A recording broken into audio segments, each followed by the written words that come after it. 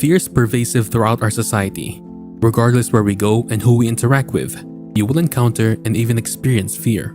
Fear has numerous manifestations showing up in our thoughts, feelings, and behaviors. It can feel like a ball and chain around our ankle, weighing us down. Are you fed up with having fear, anxiety, and dread controlling you and longing to find a means to escape their constant hold on your life? Are you prepared to start living a more relaxed and self-assured life? As we set out to figure out the mysteries of inner peace and resilience, learn the keys to breaking the cycle of fear and worry. Welcome to our The Power of You YouTube channel. Here we strive to make learning engaging, accessible, and fun for viewers. Be sure to like, share, and subscribe. Let's begin. To a certain extent, fear can be viewed as false evidence appearing real. Based upon your perceptions, thinking process, reactions, and past history, you can interpret things as fearful or as adventuresome. Fear and the quality of doubt are like cousins. Wherever you find fear, there is usually doubt. Doubt in your abilities, in doing things right, or uncertainty in how others see you. This perspective says fears are like paper dragons that feel larger than life and need to be addressed. Simply put, when we learn to truly love, work on mastering our situations by challenging our thoughts, reactions, and circumstances, we are on the road to transforming whatever we fear. This is one viewpoint of how to address fear. But another more prevalent view, expressed by Mel Robbins and others, is the belief that fear is very real in our worlds. It is experienced in your body and life as fright. She believes fear shows up with the things in your life that you are currently frightened to do, whether it be in your relationships or at work. Let's talk more about this perspective and the secret that comes with it. This fear itself is depriving you of all the experiences you would like to have. It will be more difficult for you to travel, see the world, or visit friends if you are terrified of flying, for example. Being frightened of public speaking will severely restrict your capacity for self-expression and idea sharing. Your intimate relationships are impacted if frightened about asking someone out. Your income is immediately impacted if you're hesitant to approach your employer to request a raise. What would happen, for example, if you had always wanted to launch your own company but needed to be more open to introducing yourself or your venture to others? While fear can exist in our thoughts, feelings, and expressions, there is a hidden secret weapon that has been used for years to overcome fear. Now, before we discuss this secret weapon, we want to briefly discuss what fear is, isn't, and a few things you might not be aware of, besides what we already talked about. First of all, fear and excitement have the same signs in the body. The physical states of excitement and fear are identical. Your heartbeat increases. You may sweat a little or a lot, have a pit in your stomach, tightness in your chest, and an increase in cortisol. Your body enters a hyper-aware state as a result of being ready for action. The only thing that separates excitement from terror or fear is what your mind is doing when your body is in such agitation. Your mind may be thinking, "Oh wow, this is going to be so cool to bungee jump off the bridge," if you're excited. On the other hand, your mind might say, "Oh, no way. There's no way I'm doing that," when you're scared. This is dangerous. I need to get out of here. It's making a separate statement of danger. Understanding this is crucial because you can take advantage of the fact that your mind is either working in your favor, causing excitement, or against you, causing fear. You've probably heard the saying, "Think positive thoughts." It's not always effective. It doesn't regularly work for a reason. When you're terrified, your body's in a state of hyperarousal and agitation. Your heart is racing, and you feel like throwing up. And you're hyper aware of what's going on, and you're freaking out, mind racing. How does it feel to be at ease? You seem to be in a low state of arousal. It's rather challenging to go from tense, enthusiastic, and to tranquility, which is a different kind of condition in the body. It is ineffective. Attempting to halt the train by placing a boulder on the rails. The train will leap off the rails as a result. It can result in an impending disaster. In fact, studies have shown that attempting to ignore your anxieties actually may make them worse. However, if caught at a milder level, you might have a chance to engage in a lower gear and activate the parasympathetic calming response. Getting back to the hyperarousal due to fear, how do you proceed? When you're going to speak with your supervisor and you're nervous, what should you do? When you truly fear flying, yet are forced to board the plane, what should you do?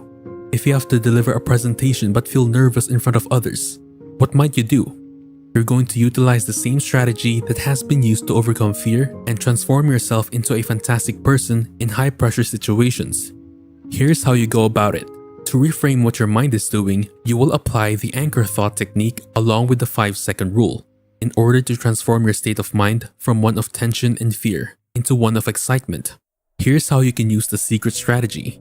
The first thing to do, if you have to do anything that genuinely terrifies you or that you're terrified to accomplish, is to think of an anchor thought before you start.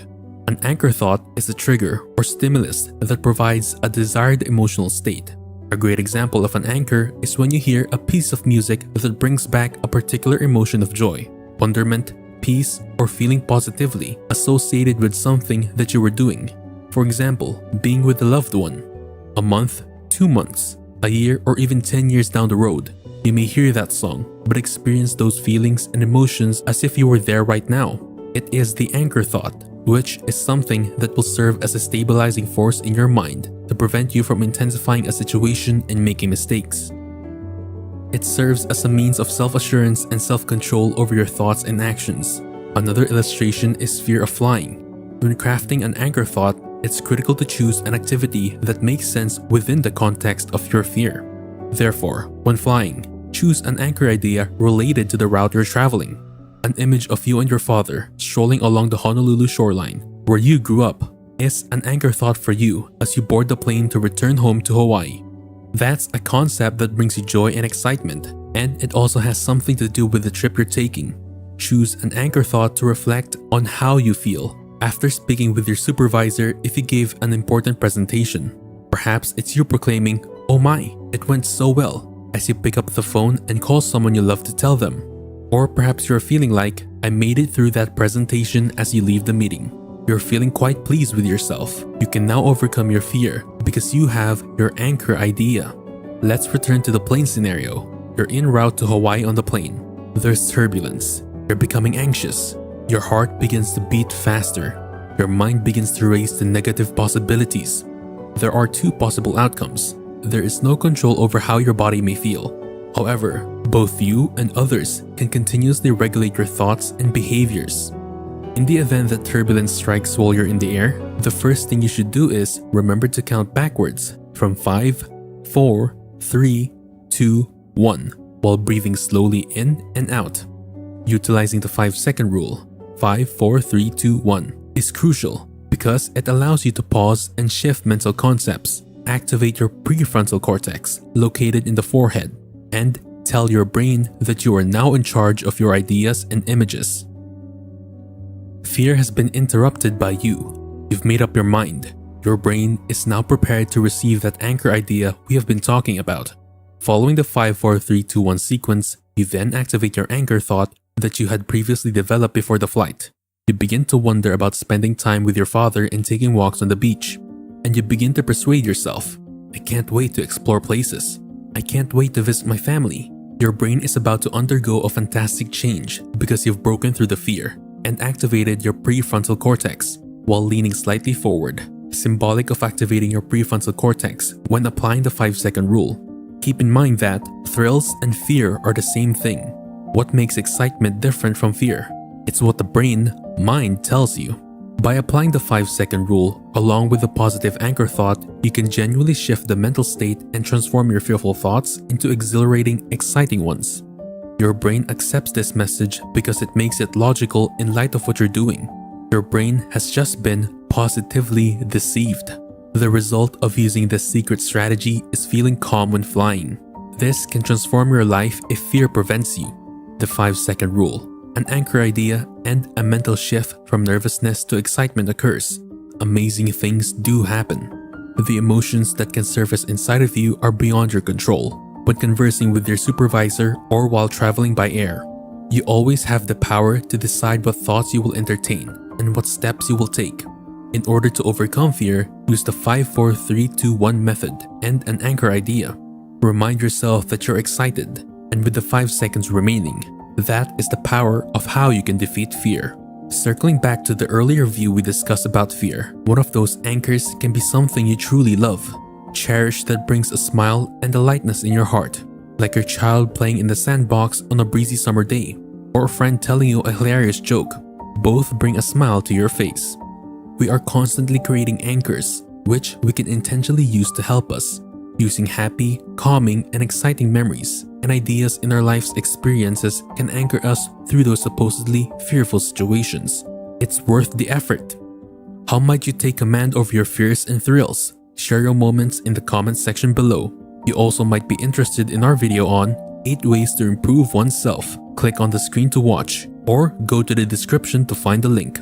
Please don't forget to like, share, and subscribe to our channel. Thank you for watching and see you on the next one.